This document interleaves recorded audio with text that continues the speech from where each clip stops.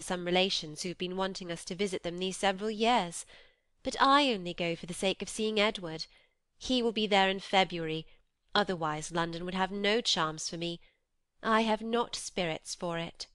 Eleanor was soon called to the card-table by the conclusion of the first rubber, and the confidential discourse of the two ladies was therefore at an end, to which both of them submitted without any reluctance, for nothing had been said on either side to make them dislike each other less than they had done before.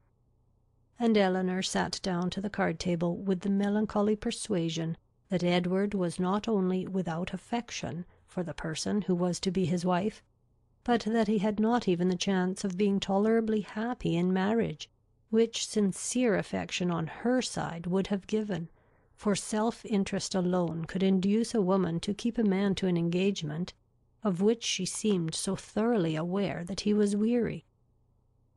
From this time the subject was never revived by Eleanor, and when entered on by Lucy, who seldom missed an opportunity of introducing it, and was particularly careful to inform her confidante of her happiness whenever she received a letter from Edward, it was treated by the former with calmness and caution, and dismissed as soon as civility would allow, for she felt such conversations to be an indulgence which Lucy did not deserve, and which were dangerous to herself.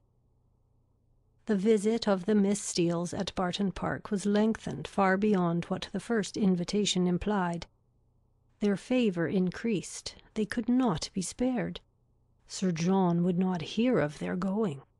And in spite of their numerous and long-arranged engagements in Exeter, in spite of the absolute necessity of returning to fulfil them immediately, which was in full force at the end of every week, they were prevailed on to stay nearly 2 months at the park, and to assist in the due celebration of that festival which requires a more than ordinary share of private balls and large dinners to proclaim its importance.